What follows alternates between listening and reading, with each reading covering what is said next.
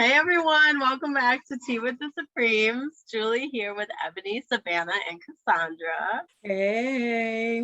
Hey everyone. If y'all knew the behind the scenes of what happened on Tea with Supremes, I'm just saying, what's up, virtual fam? We are on one today. Mm-hmm. It's been a long week and it's early. Welcome back, everyone. Thank you for joining us for another week. This week, Cassandra is going to lead our conversation, so I'm going to pass it right over to her to get us started. Yes. So this week, I thought that it would be interesting to talk about as an adult, like, how do you maintain your relationship with your parents? Because I know, like, for me, sometimes I feel like I'm parenting my parent. And maybe that's just because, like, I have the counselor mindset now. So I'm just like, what the hell are you doing? Type of thing.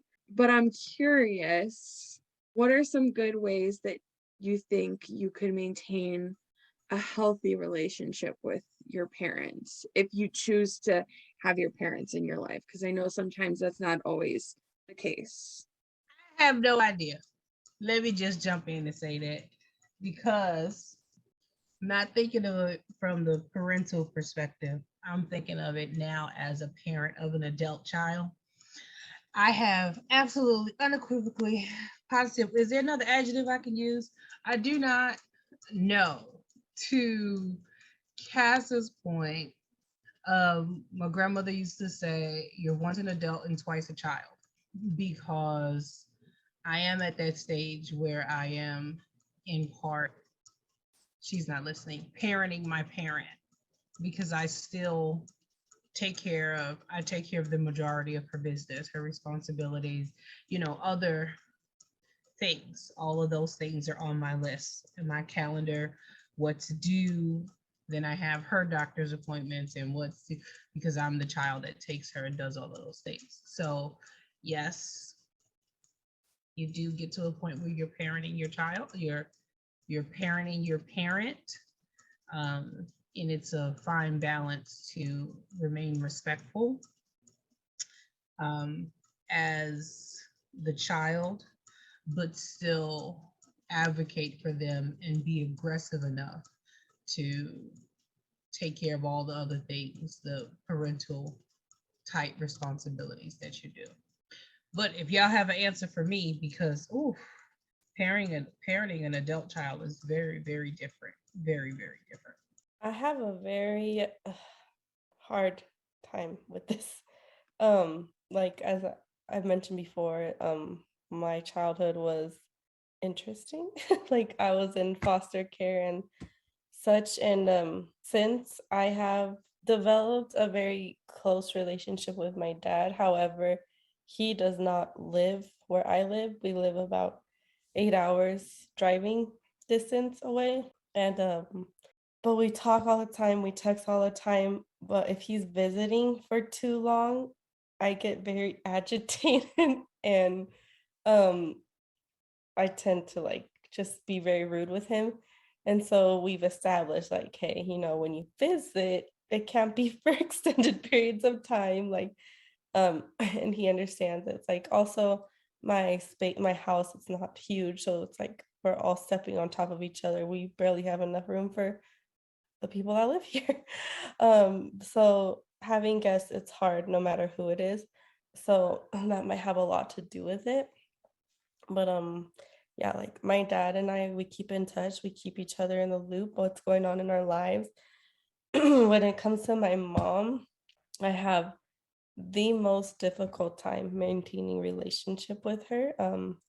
She lives about a 2-minute drive from me, and I really try to keep my distance because it's just a toxic relationship. So in order to maintain my mental health and to just self-care, is like I know I need to create that distance. And yeah, like when I get a text or something, I have a very hard time maintaining a relationship with my mom. So if you guys have any advice for that, please bring it on. The one thing I noticed so I only have one living parent, but the one thing I noticed with my mom is like my patience for her is so much lower than it is for my kids. And I catch myself, like, I feel bad sometimes. Well, probably all the time I feel bad. But like, it's a weird dynamic, you know, when you're looking at your parent who is responsible for raising you, and then they're doing stuff that you're like, like that you would come at your kids sideways for. So I do catch myself with very short patience, and I'll come back a little more aggressive than I would with one of my kids sometimes, and then I have to catch myself and be like, okay, reel it in. But I still think I think my mom and I have a pretty good relationship. I call her regularly. A lot of it is just giving her space to have a conversation and talk about whatever she wants to. I think that's important. I mean, one of the biggest things, we don't live close, so just checking in every once in a while so she knows like I'm still thinking about her. Like we have, like I'm her healthcare proxy, so I'm in charge of her lifetime well-being. So we have that relationship. And she's got a good relationship with my kids and stuff. But I do catch myself sometimes where I think that's normal, as normal as it can be, to kind of butt heads with your parents sometimes, because it's just it's different as an adult, I guess, dealing with kids. So like Ebony was saying, when they do something that comes across like maybe not childish isn't the right word, but stuff they should be navigating in a way that I feel like I would navigate as an adult, and that she navigates it a different way. I'm like, what are you doing that for? Like, get it together. So I do find that difficult. But I still think we have a close relationship. It's just giving each other space to talk and be receptive. Yeah, I mean, I talk to my mom. We call each other every day on our way home from work. So I have a very close relationship. You guys know I have a very close relationship. We love her around these parts of town. She is our honorary Mama Supreme.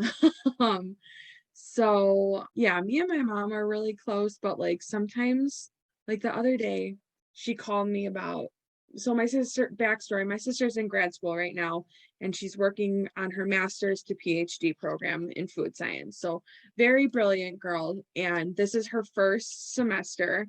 So she's still at that. I remember this point where you're like transitioning from being a non-student to student after not being a student for so long, that those first couple of quarters and semesters are very, very difficult to realign yourself and your priorities. So she was at home working on homework. My mom had called her, and she's in a statistics course right now, and she hasn't taken stats since her undergrad, and she was stressed out, and she snapped at my mom, and my mom called me and she's like, well, I'm going to go in there and I'm going to be like, blah, blah, blah, blah. If you can't change your attitude, then I don't want you there. And I'm like, no, that's not what we're going to do. And I'm just like, I don't know. Maybe it's because I live farther away from my parents. So I'm kind of like separated from that almost. So like, I kind of see through the BS right now. But I'm like, no, that's not what we're going to do, because it's not what you say, it's how you say it. So like in circumstances like that, it's really, really difficult, because my mom, and I love her dearly, but she looks for validation in the wrong places. And I mean that with all the love in the world. So she looks for validation on her feelings, and I'm not trying to discount her feelings. And this is why I try to tell her all the time when I call her on her ish. Like, I'm not trying to invalidate how you're feeling. I'm just trying to give you the other side of it so you can understand, like, she's really stressed out right now. Like, I've been in her shoes. So, like, just let her take a beat. You take a beat. Like, it's going to be okay. Like, you're going to walk in the door and everything's going to be fine. And then with my dad, we have a good relationship, but I always have to be the one to call him. My dad could go like 2 weeks without calling me. I think the longest was like 2.5 weeks. And this is so messed up, but like I like do little tests to see how long he'll go without calling me. And I shouldn't do that. Trauma response, should not do that. But I try to maintain a good, healthy relationship with him because he is my dad at the end of the day. And I also have the dynamic of a stepdad too, which I am very close with him because obviously he's married to my mom. So yeah, me and him are very close, and he is a father figure in my life nonetheless. He's known me since I was 17. Holy crap, that's 11 years that we've known each other. So yeah, he's been a part of a lot of good times and bad times in my life, and we have a very good relationship. But I'm not in the place where I need to maintain a relationship with him because he has adult children. I'm an adult. It's more so like we just have a good relationship. You made me think of several things when you're talking. First of all, that's awesome that you have strong relationships. And like you mentioned, even with your stepdad, that's cool. Because but 17 is almost grown, and that's a different age to take on a new parent. So it's good that you have a strong relationship. That's nice. As you were talking, I thought of several things. One of them, you reminded me because you sound like you're the peacemaker between you and your siblings. And I remember when we were young, when my siblings would fight with my mom, I would start singing "Heal the World." That was my go-to to be like, and then they'd get annoyed at me and just stop arguing.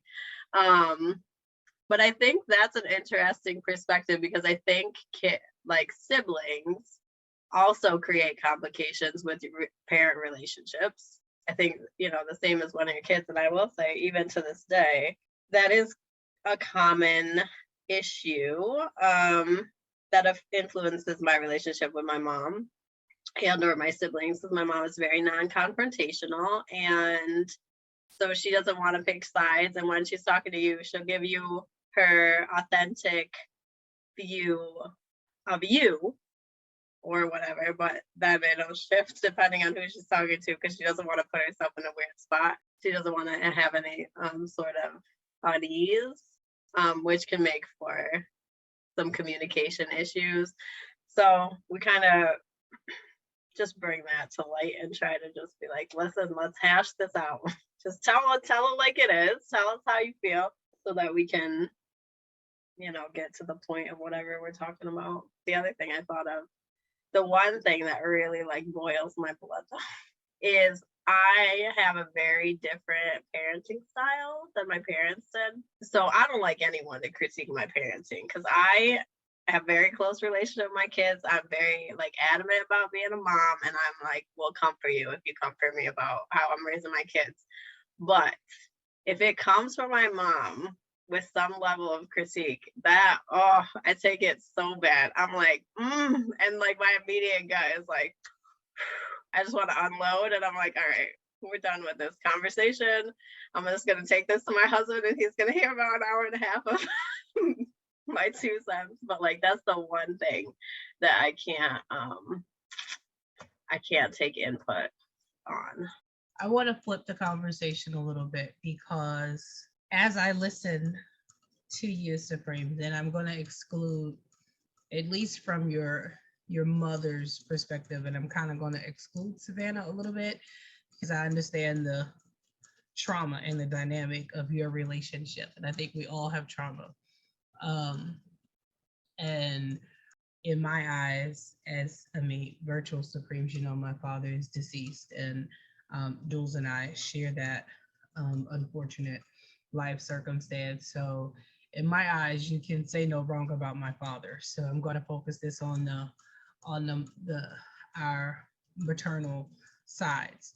So as I was listening, because I feel like maybe there's a dual role that I'm experiencing that the other Supremes haven't experienced yet, because I am now, for better or worse, I am the parent you're describing, because that is the shift now of my dynamic with my son now that he's an adult.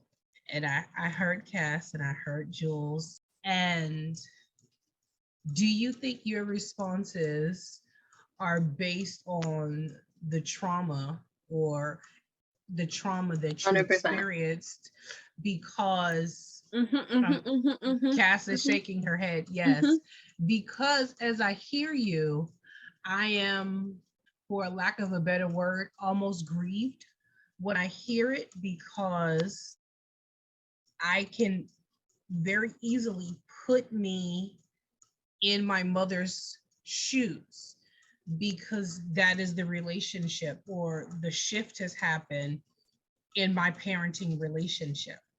And there must be a grace that you give your parents. I'm not going to excuse anything. We've had public and private conversations about our childhoods and things, and I'm not going to excuse anyone or the trauma that they caused or were part of. However, and I say however, there was a different time and a different dynamic of who your mothers were, the time that they were raised in, their family orientations, and what was allowed and what wasn't allowed, uh, what was commonplace, all of those things that create who they are and create, you know, the differences of how you raise your children versus how they raised you. Because I am a firm believer, excluding abuse, I am a firm believer that you do the best you can with what you got. And my mother and I have had what we like to say in church, heated fellowship, um, about how I've raised my son, because she feels that I was way too lenient, and um, I did not push the envelope enough with discipline and the freedoms that I gave him and things of that nature. And it was very different. I was raised in a very stable two-parent household. We were upper middle class, and that's very different than what happened raising my son as a single parent. And in a huge family, siblings, and all the things, I was a little spoiled brat. I'm not gonna lie to you. So, some of the things that my mom pushed, I didn't push. And some of the things that she feels were disrespectful, I just felt it wasn't. But her mother felt the same way about a lot of the freedoms and things that she let us do, which was not a lot, let's be very honest. And when you add the dynamic of religion, that puts a whole, or spirituality, that puts a whole nother dynamic on my relationship and my mother's relationship versus that of myself and my son's relationship. So when I hear this, I'm torn, because I feel some of the same similar things. However, I am a firm believer to give people grace, because when we take it out of their lived experience and put it in the perspective of our lived experience and how we would or would not do, or what's different or what's not different, then it switches and it's not scenario, if that makes sense to the Supremes. No, I 100% agree, because I've actually had this conversation with my sister before. We actually had it over the weekend, where she and my mom, me and my mom are one and the same. Like, we're very, very similar, and that's why we get along so well. My sister, on the other hand, she is more type A, like more like my dad, so to say. So, needless to say, my parents aren't married anymore, so they butt heads a lot. And that's just how it is. And my sister gets so frustrated when she fights with my mom. I'm like, sis, you have to understand, mom is who she is because of the way babcia and jaja, that's grandma and grandpa in Polish. So that's how babcia and jaja raised her, and that's how their parents raised them before they came over to America from Germany during the Holocaust, so you have to understand that her response is based on how she's done that her whole life. You may not agree with it 100%, but like that's still your mom, and you just gotta like, to me, I just let her do her thing, and then she calms down, and then we regroup, because I know prior to being in this program, that's how I was. I'd freak out, have a panic attack, and then have to regroup. And I somehow learned from that, learned from her response, how I don't want to respond in the future and how I don't want to respond right now, because my mom is the youngest of 4 siblings. So although she's the youngest, it was almost like she had to fight for attention from her siblings. So most of the time she does what she does and she says what she says to get a reaction out of people, and she's very codependent. So and I have to explain that to my sister over and over and over till I'm blue in the face, because like you said, Ebony, you just have to give them a little bit of grace because they're doing the best with what they have been handed in life. I don't know that my mom necessarily raised us in the same way that she was raised. I don't think that's necessarily the case, or my parents in general. But I know that there were a lot of challenges. My mom had kids very close together. She was very isolated from pretty much everyone because the only people she had close were her parents, who moved, many states away when I was young.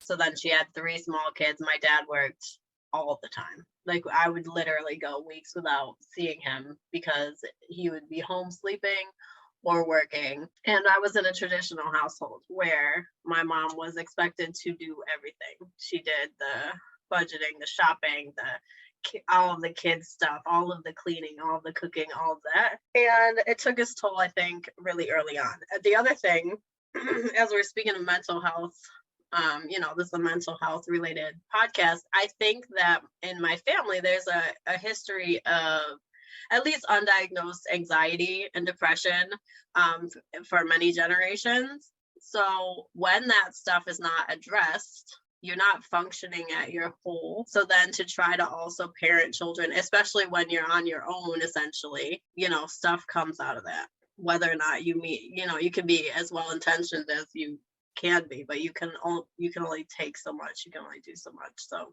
you're absolutely right, the giving grace thing. And it does help to reflect.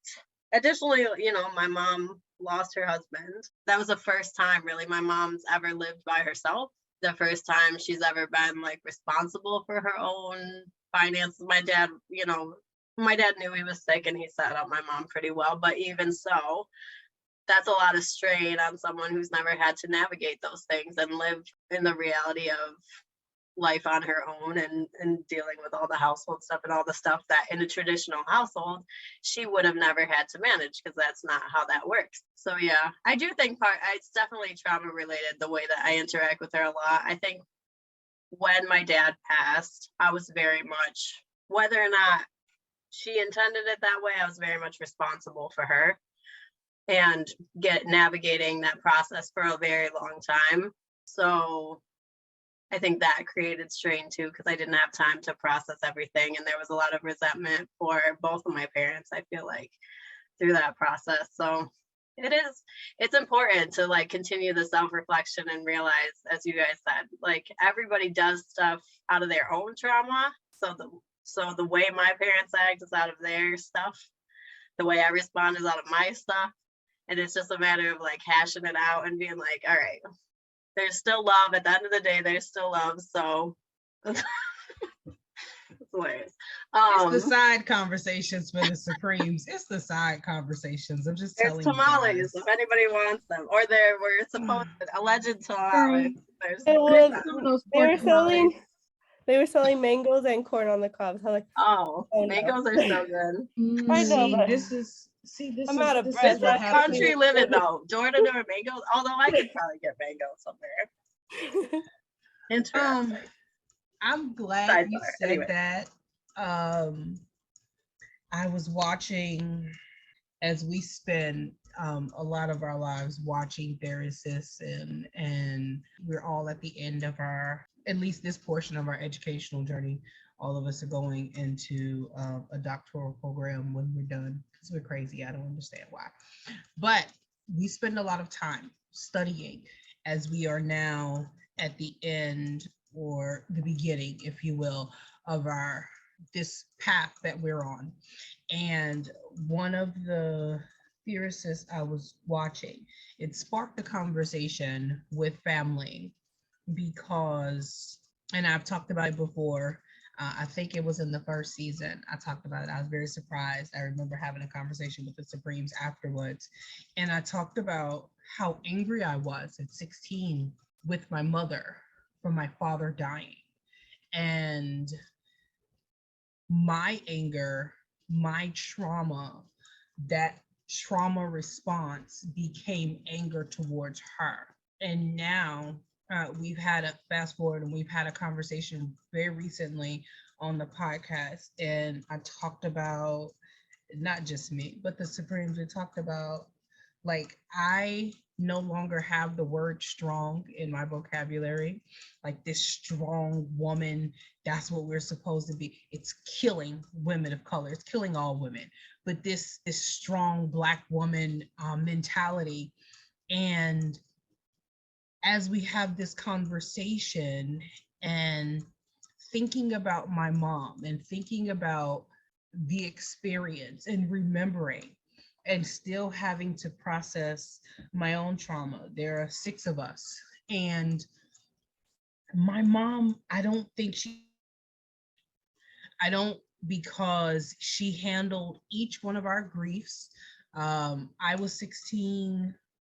I have 3 older siblings and 2 younger siblings. And 2 of them were adults when my father passed. And then it was the 4 of us. So we were all under, we were either 18, right at 18 and under. And she had to become that dual role. And I grew up the consummate daddy's girl, right? So having all of that, processing all of that. And my parents shared, parenthood, all the things, responsibility, households.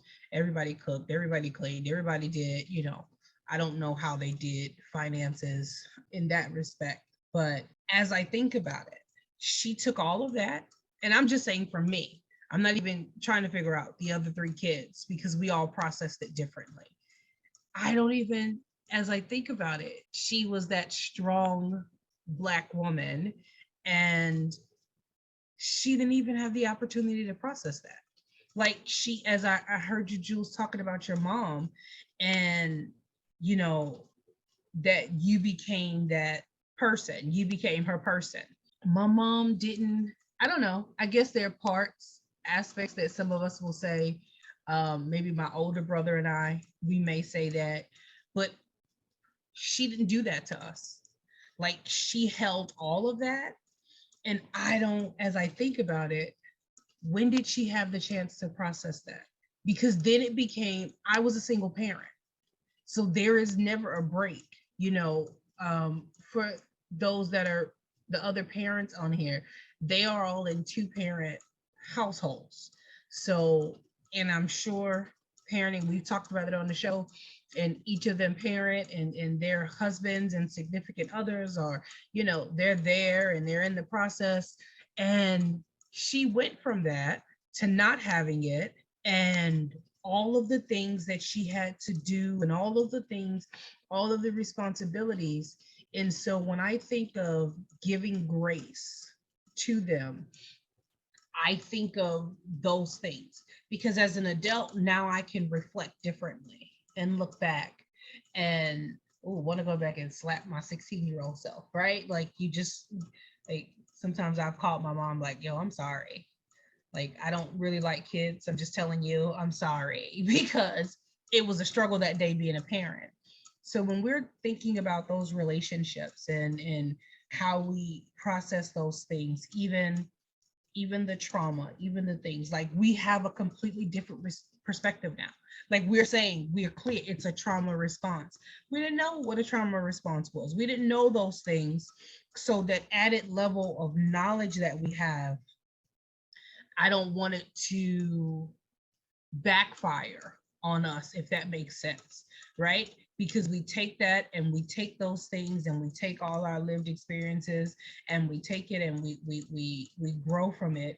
However, we cannot hold other people accountable to the knowledge that we have. I can't hold you accountable to my now new level of knowledge and not respect where you are and understand the point that you're at and where you are.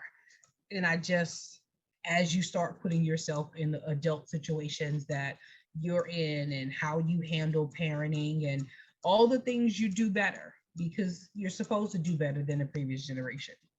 However, like, I don't think we really sit and look and stay in that moment and say, man, could I have done this with this? Could I have made this happen with this at this particular moment, at this particular time? Could I have done that? I'm glad you pointed out more detail about the trauma response, because a conversation I had with my mother recently, we recognize at this point, for the most part, our trauma responses, partially because we're so mentally health focused, but that's not the case for everyone, and they don't recognize there's a lot of people, I would say probably most people, have trauma that's unresolved, some level of unresolved trauma. And I was recently speaking with my mother, and we were talking about the loss of my dad, and she was like, I didn't know that I still had stuff to deal with. She's like, I talked to like me and my brother and my sister about it, and she's talked to us about it in the past, and she's like, I thought that because I got through it that I dealt with it. And I was like, how could you deal with it? Like, you had to manage all of these new things in your life that you were never responsible for. You didn't have time to really sit in it and like process all of that.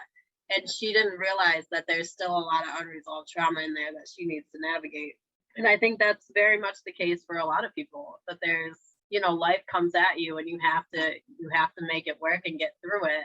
But that's why we're such huge proponents of mental health, because that stuff creeps back up in some way, shape, or form. You might not recognize it, but if you don't deal with it, it's going to come up somewhere at some time. I definitely need to speak to that, because when I start feeling some type of way, I stop talking and I've been really quiet, pretty much for this whole conversation, except for at the beginning. And it's because I was feeling some type of way, like the trauma responses and everything. And it's like very recognizable that my relationship with my parents, it's because of the trauma response. And to what you guys were saying is like, we don't really sit down and recognize our parents' struggles and why they are the way that they are and why they parent the way that they do.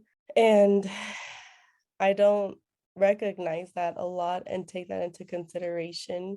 But I have a big, like, my mom came from her growing up was traumatic, and she never tried to break the cycle. So I don't know, like, I also hold a grudge. And whereas, like, she came from a traumatic background, she provided a traumatic experience for me. So therefore, like, now I need to break the cycle, or it's like, you could have done it. I don't know. You didn't have the resources. You didn't want the resources, or I don't know. Things were different. It's just very hard for me to process that, and hence like my distance, the distance I've created with her. My dad, he did experience trauma, but nothing like my mom. But I feel like he broke the cycle somewhat.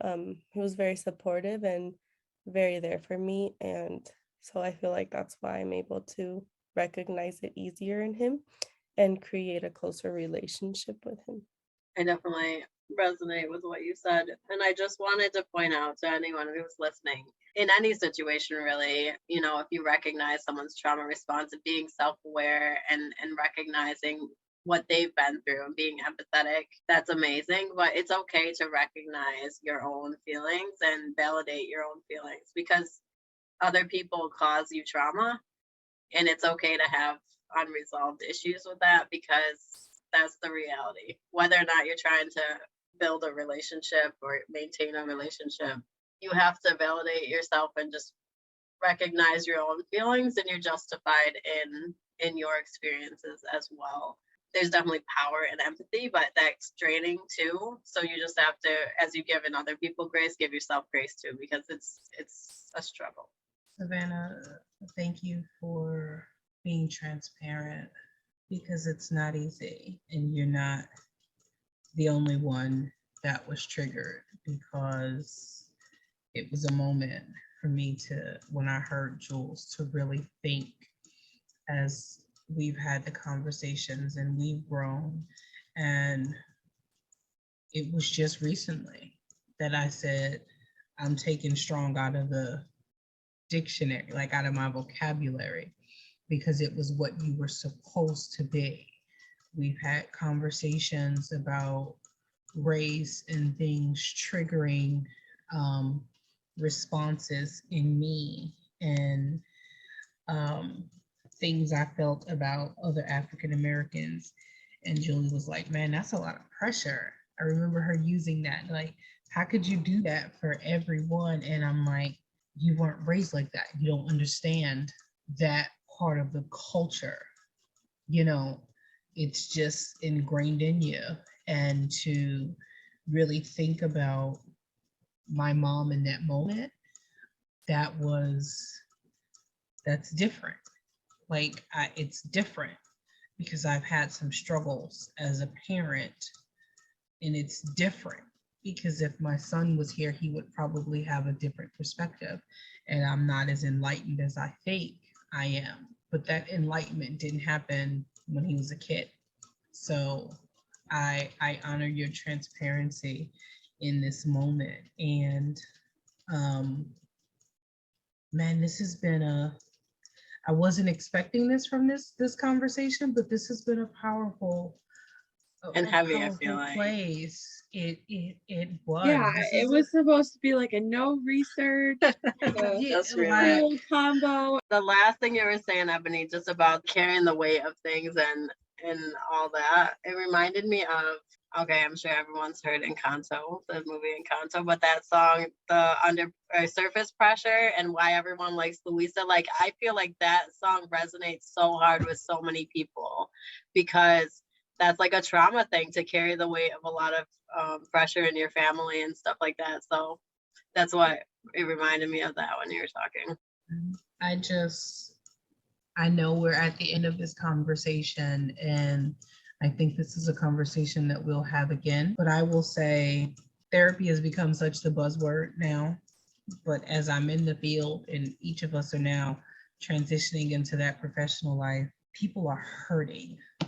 People are hurting in ways that we've not understood before now, especially with the isolation. People are hurting. There's no outlet. And we have to remember that the generations before us were hurting in the same way without the outlet, and that we're all dealing with some level of trauma. It doesn't matter who it is. And although this conversation, we started out very jovial, it is because our mental health matters. If you don't get anything else from the Supremes, get that your mental health matters. It affects every relationship, every dynamic.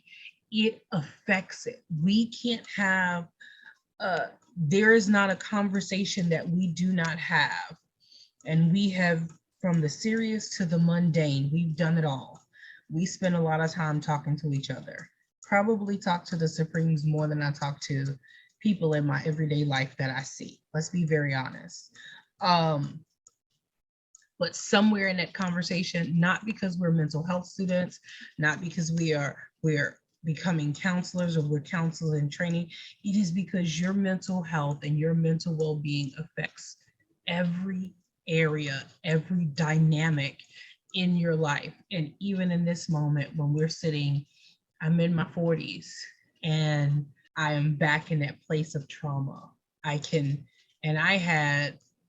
probably had one of the easiest, coolest upbringings that you could, and I still am there in that place of trauma. So if I can leave you with anything is, uh, what's the Will Smith song? Parents just don't understand.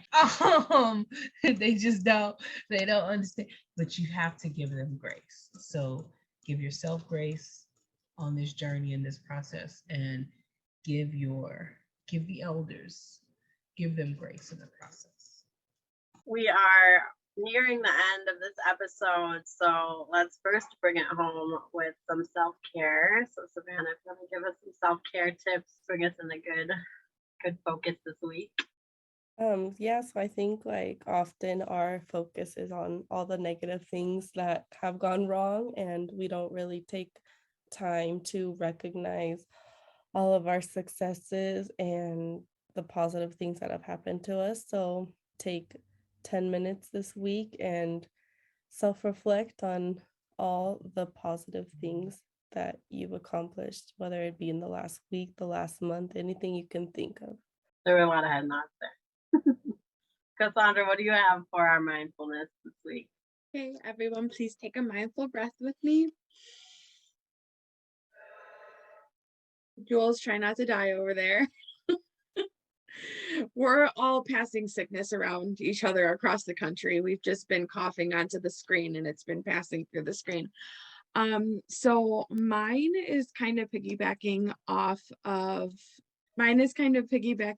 Savannah, except my mindfulness challenge for you this week is to, when you wake up, write down one thing that you're grateful for. So kind of start a mini gratitude journal, and showing gratitude for even the little things in your life, like I'm happy I'm breathing today, has shown a great impact on bringing more positive feelings and more happiness, especially in people with like depression and anxiety. So 10 out of 10 would recommend. Would love to hear how your mindfulness and your self-care is going. Make sure to check out all our social medias, and we would love to hear from you guys. And just piggybacking off that recommendation, which I absolutely love, the same goes for gratitude in relationships. Even gratitude for little things, common, normal, recurring things, can make a person feel appreciated.